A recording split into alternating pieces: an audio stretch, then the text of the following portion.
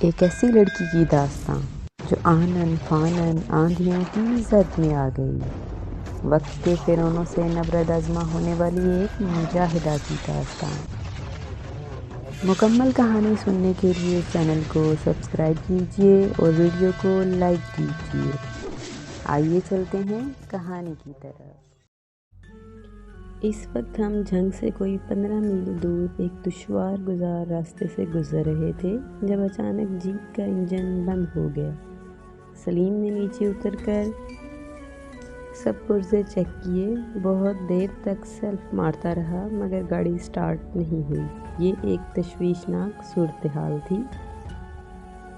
جاگیرداروں کے آدمی کسی بھی وقت ہماری بو سونگھتے ہوئے پہنچ سکتے تھے۔ اس وقت سلیم پر انکشاف ہوا کہ کسی وجہ سے انجن کا سارا موبلائل ضائع ہو گیا ہے اور انجن سیل ہو چکا ہے۔ اب جیپ چھوڑنے کے سوا کوئی چارہ نہیں تھا۔ ہم نے کچھ ضروری چیزیں جن میں ایک ٹارچ بھی شامل تھی جیپ سے نکال لی اور گھنے درختوں میں پیدل ہی آگے بڑھنے لگے۔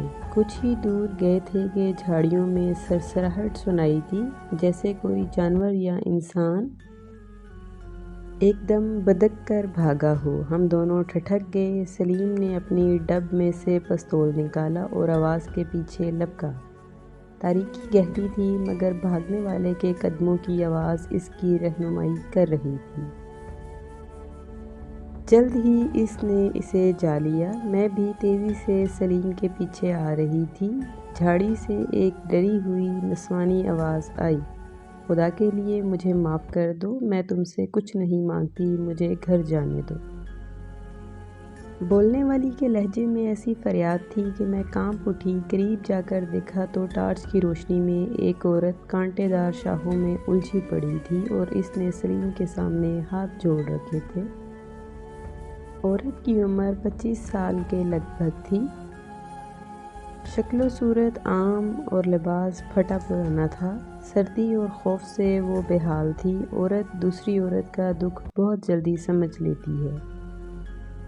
اس عورت کو دیکھتے ہی میرا پورا جسم سنسنا اٹھا۔ میرے دل نے پکار کر کہا، اس بد نصیب کے ساتھ تھوڑی دیر پہلے کسی مرد کی طرف سے نہایت ناروا سلوک ہو چکا ہے۔ اس کی میلی آنکھوں کے آنسو چیخ چیخ کر اپنے اوپر ہونے والی زیادتی کا اعلان کر رہے تھے۔ وہ سلیم کو دیکھ کر ڈر گئی تھی، لیکن جب اس نے سلیم کے عقب میں مجھے اور میری گود میں بچہ دیکھا تو اسے کچھ حوصلہ ہوا۔ وہ اٹھ کر کھڑی ہو گئی، پوچھنے لگی، کون لوگ ہو تم؟ سلیم نے کہا، یہی سوال ہم تم سے پوچھ سکتے ہیں۔ وہ بولی، کسی کے گھر مہمان آئے ہو؟ سلیم نے کہا، مسافر ہیں۔ اس نے ایک نظر سلیم کے تنومند جسم کو دیکھا اور آنکھوں میں آنسو بھر کر بولی، ویرا مجھ پر ایک احسان کر، مجھے کسی طرح میرے گھر تک پہنچا دے۔ اس وقت میری اور سلیم کی نگاہیں بیک وقت عورت کے پاؤں کی طرف جھک گئیں اور پہلی بار ہمیں معلوم ہوا کہ اس کا ایک پیر شدید زخمی ہے۔ سلیم نے ٹارچ کی روشنی پیر پر مرکوز کر کی۔ وہ بری طرح سوجا ہوا تھا اور ٹخنے کے قریب گہرا زخم نظر آ رہا تھا۔ یہ کیا ہوا؟ میں نے پوچھا۔ اس نے سسکی روکی اور بولی، کچھ نہ پوچھ بہن، کچھ نہ پوچھ، زندگی تھی جو بچ گئی ہوں، بس تم دونوں اتنا احسان کرو کہ مجھے کسی طرح گھر تک پہنچا دو۔ عجب صورتحال تھی۔ ہم خود مصیبت کے مارے تھے اور وہ ہم سے مدد طلب کر رہی تھی۔ اس کا ہمارے راستے میں آنا بھی نہایت ڈرامائی تھا۔ شاید رات کی تاریکی ہوتی ہی ایسی کہانیوں کو جنم دینے کے لیے ہے۔ سلیم نے سواریہ نظروں سے میری طرف دیکھا۔ میں نے آگے بڑھ کر عورت کو سہارا دیا۔ دوسری طرف سے سلیم نے اس کا بازو تھام لیا۔ وہ اپنے مفلوج پاؤں کو گھسیٹتی ہوئی ہمارے ساتھ چلنے لگی۔ ہر قدم پر اس کے ہونٹوں سے کراہ نکل جاتی تھی۔ کوئی 100 گز درختوں میں چلنے کے بعد کچے پکے مکانوں کے آثار نظر آئے۔ نالے کے کنارے یہ ایک کافی بڑا گاؤں تھا۔ ابھی تک ہم راستے کی تمام آبادیوں سے بچ کر نکلے تھے۔ حویلی سے فرار ہونے کے بعد پہلا موقع تھا کہ ہم کسی گاؤں میں داخل ہو رہے تھے۔ میرے ذہن میں ایک خیال پیدا ہوا، ہمیں اس وقت پناہ کی شدید ضرورت تھی۔ اور اس عورت کا گھر ہماری وقتی پناہ گاہ ثابت ہو سکتا تھا۔ میں کچھ دیر سوچتی رہی، آخر یہی بات میری زبان پر آ گئی۔ میں نے چلتے چلتے کہا، بہن میرا بچہ بیمار ہے، ہماری گاڑی رستے میں خراب ہو گئی ہے، صبح تک کے لیے ہمیں چھت کی ضرورت ہے۔ میرے سوال پر عورت نے رک کر مشکوک نظروں سے ہم دونوں کو دیکھا۔ وہ کچھ بولی نہیں اور خاموشی سے ہمارے ساتھ چلتی رہی۔ اس کی خاموشی نے جیسے ہمارے اوپر گھڑوں پانی ڈال دیا تھا۔ دل ایک دم کانپ سا گیا۔ میں نے مزید کوئی بات نہیں کی۔ اپنے گھر کے دروازے کے سامنے پہنچ کر عورت اپنے پاؤں پر کھڑی ہوئی۔ اس نے لکڑی کا لٹو گھما کر دروازہ کھولا اور بغیر کچھ کہے اندر داخل ہو گئی۔ اندر سے زنجیر چڑھنے کی آواز آئی اور ہم دونوں سمجھ گئے کہ ہماری درخواست کے سلسلے میں عورت کا جواب کیا ہے۔ بوجھل قدموں سے ہم واپس مڑے تو ایک قریبی دروازہ کھلنے کی آواز آئی۔ میں نے گھوم کر دیکھا، وہی عورت مٹی کا دیا لیے سامنے کھڑی تھی۔ سرگوشی میں بولی، بہن اندر آ جاؤ۔ اب میں نے دیکھا کہ یہ دوسرا دروازہ بھی اسی مکان کا تھا، شاید یہ بیٹھک قسم کا کوئی کمرہ تھا۔ میں اور سلیم جھجکتے ہوئے اندر داخل ہوئے۔ کمرے میں 2 جھلنگا چارپائیوں اور ٹوٹے ہوئے موڑوں کے سوا کچھ نہیں تھا۔ مٹی سے پتی ہوئی الماریاں برتنوں سے خالی تھیں۔ اناج رکھنے والی مٹی کی بڑی سی ناند میں خاک اڑ رہی تھی۔ ہمارے اندر داخل ہوتے ہی عورت نے دروازہ اندر سے بند کر لیا۔ دیے کی روشنی میں میں نے غور سے اس کا چہرہ دیکھا۔ اس کے گورے چٹے چہرے پر نیلگوں خراشیں تھیں اور لباس بھی ادھرا پھٹا ہوا تھا۔ اس کا سارا وجود ابھی تک کانپ رہا تھا۔ سرگوشی میں بولی، ساتھ والے کمرے میں میرے بچے سو رہے ہیں، اونچی آواز میں نہ بولنا، میں ابھی آتی ہوں۔ میری گرم چادر کے نیچے فرحان پھر کسمسانے اور ریں ریں کرنے لگا۔ اس کے بازو کی چوٹ اسے بے چین کر رہی تھی۔ عورت لنگڑاتی ہوئی باہر نکل گئی۔ اس کی واپسی کوئی 5 منٹ بعد ہوئی۔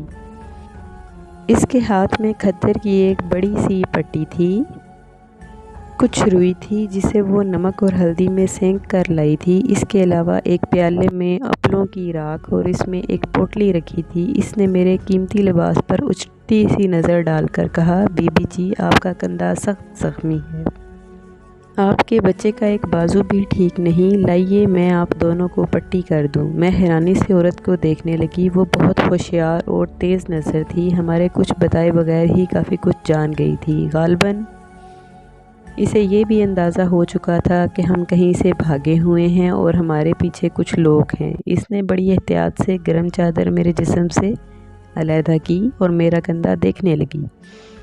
اس وقت میری نگاہ اپنی گرم چادر پر پڑی۔ اس پر خون کا چھوٹا سا دھبا نظر آ رہا تھا۔ شاید اس دھبے کی وجہ سے عورت کو میرے زخمی ہونے کا علم ہوا تھا، مگر اس نے فرحان کے زخمی ہونے کا جو قافیہ لگایا تھا وہ واقعی اس کے ذہین ہونے کا ثبوت تھا۔ اس نے احتیاط سے میری پٹی کھولی اور ماہر جراح کی طرح زخم دیکھنے لگی۔ پھر اس نے پوٹلی میں سے ایک خاکستری سفوف نکالا اور زخم پر اچھی طرح لگا کر روئی رکھ کر پٹی باندھ دی اور بڑے اعتماد سے بولی، اب آپ کا خون رک جائے گا چودھرانی جی۔ چودھرانی جی کے الفاظ میرے اور سلیم کے سر پر بم کا دھماکہ ثابت ہوئے۔ ہم دونوں حیرت سے اسے دیکھنے لگے۔ وہ بولی، حیران نہ ہوں جی، میں آپ کو اچھی طرح جانتی ہوں، میرا نام زینب ہے، میں پچھلی گرمیوں میں آپ کی بڑی جیٹھانی فاطمہ بی بی کے پاس گئی تھی اس سے زکوٰۃ کے پیسے لینے کے لیے، وہیں پر آپ کو دیکھا تھا۔ اس وقت آپ کا یہ بچہ گود میں نہیں آیا تھا۔ میری رگوں میں خون کی گردش تھمنے لگی۔ ہم نے پناہ ڈھونڈی بھی تو کہاں، زینب نامی یہ عورت میرے بارے میں سب کچھ جانتی تھی۔ میری پٹی کرنے کے بعد اب وہ بڑی احتیاط سے فرحان کی کہنی کا جوڑ دیکھ رہی تھی۔ اس کا انداز گواہی دے رہا تھا کہ وہ جراحی کا کام جانتی ہے۔ ہمارے کچھ پوچھے بغیر وہ بولنے لگی، چودھرانی جی، اللہ بخشے میرا شوہر دین محمد بڑا اچھا جراح تھا، اس سے یہ کسب میرے ہاتھ آیا، اب تو یہی اوڑھنا بچھونا ہے، تھوڑی بہت حکیم گیری بھی کر لیتی ہوں۔ یہ موت جوگا ڈاکٹر گاؤں میں نہ آتا تو آٹا دال چل ہی رہا تھا، اب تو کئی روز گھر میں چولہا نہیں جلتا۔ اللہ کرے کسی کی آئی اس کو آئے، میرے بچوں کی تو روٹی چھین لی ہے اس نے۔ باتیں کرنے کے ساتھ ساتھ وہ فرحان کے بازو کی مالش بھی کرتی جا رہی تھی۔ پھر اس نے ایک مخصوص جھٹکا دیا، فرحان ذرا سا مچلا۔ زینب نے فوراً روئی رکھ کر پٹی باندھنی شروع کر دی۔ بس جی بالکل ٹھیک ہو گیا کاکا، ہڈی کو کچھ نہیں ہوا، صرف جوڑ ہل گیا تھا۔ اچھی طرح پٹی کرنے کے بعد اس نے پوٹلی میں سے افیم کی ایک ڈلی نکالی اور تھوڑی سی توڑ کر مجھے دیتی ہوئی بولی، کاکے کو کھلا دیں، صبح تک آرام سے سویا رہے گا، درد بھی نہیں مانے گا۔ زینب کی ہدایات پر عمل کرنے کے سوا چارہ نہیں تھا۔ میں نے فرحان کو افیم کی ڈوز دے دی۔ وہ ساتھ والے کمرے سے ایک بوسیدہ لحاف لے آئی اور چارپائی پر ڈال دیا، بولی اب آپ دونوں آرام کریں، میں اپنے موت جوگے پیر کی بھی خبر لے لوں۔ لگتا تھا موت جوگا اس کا تکیہ کلام ہے۔ وہ اٹھی اور لنگڑاتی ہوئی بغلی دروازے کی طرف بڑھی۔ محسوس ہوتا تھا وہ اپنے ساتھ کچھ دیر پہلے آنے والے حادثے کو بالکل فراموش کر چکی ہے۔ عجیب عورت تھی وہ۔ سلیم کی آنکھوں میں اس کی طرف سے شکوک تھے۔ میں خود بھی دھس میں تھی۔ اس چلاک عورت پر قطعی بھروسہ نہیں کیا جا سکتا تھا۔ اگر وہ جاگیردار گھرانے سے واقف تھی تو ہمیں پناہ دینے کا تصور بھی نہ کر سکتی تھی۔ اس کے لیے بہتر یہی تھا کہ فوراً کسی ذمہ دار شخص یعنی گاؤں کے چودھری یا نمبردار وغیرہ کو ہماری موجودگی سے باخبر کرے اور اپنے پر آنے والی مصیبت ٹالے۔ اس صورت میں ہو سکتا تھا اسے کچھ انعام وغیرہ بھی مل جاتا۔ وہ دروازے سے نکلنے لگی تو میں نے آہستگی سے کہا، زینب ٹھہرو، میں بھی تمہارے ساتھ چلتی ہوں۔ اس نے میری بات کا دوسرا مطلب لیا اور بولی، بہت شرمندہ ہوں، گھر میں صرف 2 ہی لحاف تھے، دوسرا میرے بچوں پر ہے۔ میں نے کہا کوئی بات نہیں، تھوڑی رات رہ گئی ہے، میں لحاف کے بغیر بھی گزارا کر لوں گی۔ وہ مجھے ساتھ لے کر دوسرے کمرے میں آئی۔ یہاں 4 بچے ایک ہی لحاف میں سوئے ہوئے تھے۔ دیے کی مدھم روشنی ان کے چہرے کچھ اور بھی مدقوق اور زرد نظر آتے تھے۔ بڑی بچی کی عمر کوئی 8 سال اور سب سے چھوٹے لڑکے کی عمر 1.5-2 سال تھی۔ بچوں پر طائرانہ نگاہ ڈالتی ہوئی میں زینب کے ساتھ ایک چھوٹے سے کوٹھے میں آ گئی۔ یہ کوٹھا باورچی خانے، اسٹور اور شاید کبھی کبھار بیڈ روم کا کام بھی دیتا تھا۔ زینب نے چولہے میں اپلوں کی آگ جلائی، مجھے بیٹھنے کے لیے لکڑی کی چوکی دی اور خود بھی ایک ایسی ہی چوکی پر بیٹھ گئی اور اپنے زخمی پاؤں کو حرارت پہنچانے لگی۔ غالباً اسے شدید قسم کی موچ آئی تھی اور سردی کی وجہ سے پاؤں بالکل اکڑ گیا تھا۔ اس نے پوٹلی سے ایک تیل نکالا اور خود ہی پاؤں کے علاج معالجے میں مصروف ہو گئی۔ کوئی آدھ گھنٹے بعد وہ پاؤں پر پٹی کر چکی تو میں نے پوچھا، زینب کچھ بتاؤ گی نہیں، کیا ہوا ہے تمہارے ساتھ؟ میرے سوال نے اسے ایکاکی پھر غم و اندھا کے گرداب میں دھکیل دیا۔ یوں محسوس ہوا جیسے اب تک وہ خود پر بمشکل قابو پائے ہوئے تھی اور میرے سوال نے اس کے ضبط کے تمام بند توڑ دیے ہیں۔ وہ گھٹنوں سر دیے کر سسکنے لگی۔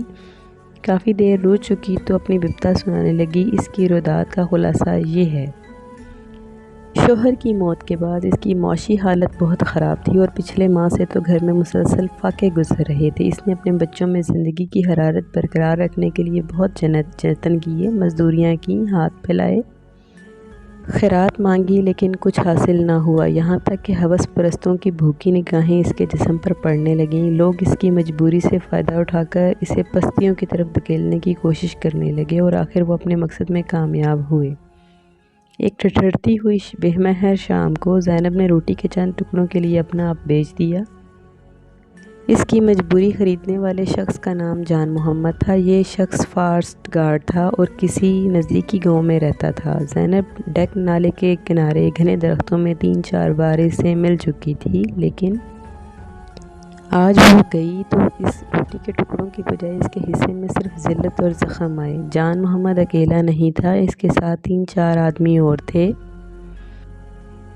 ان کے تیور دیکھ کر زینب وہاں سے بھاگی۔ وہ خبیث اس کے پیچھے لپکے۔ زینب کا پاؤں ایک گڑھے میں گیا اور وہ چوٹ کھا کر گر پڑی۔ ان افراد نے شیطانیت کا ثبوت دیا اور اسے زخمی حالت میں چھوڑ گئے۔ صفاکی ملاحظہ ہو کہ زینب کے جسم پر ایک گرم چادر تھی۔ یہ چادر وہ پڑوسن سے مانگ کر لے کر گئی تھی۔ انہوں نے وہ چادر بھی ان سے چھین لی۔ وہ لٹی پٹی ان درختوں میں پڑی تھی جب میں اور سلیم وہاں پہنچے۔ وہ سمجھی اسے نوچنے کھسوٹنے والے پھر آ گئے ہیں۔ وہ اپنی جان بچانے کے لیے درختوں میں بھاگ نکلی۔ زینب کی روداد سن کر میری آنکھوں میں آنسو تیر گئے۔ اولاد کی بھوک ماں کو کہاں تک لے جاتی ہے، یہ کوئی عورت ہی جان سکتی ہے۔ میں بھی اولاد کی خاطر چند گھنٹے پہلے ایک قیامت اپنے اوپر جھیل چکی تھی۔ اسی طرح ہم دونوں کا دکھ مشترک تھا۔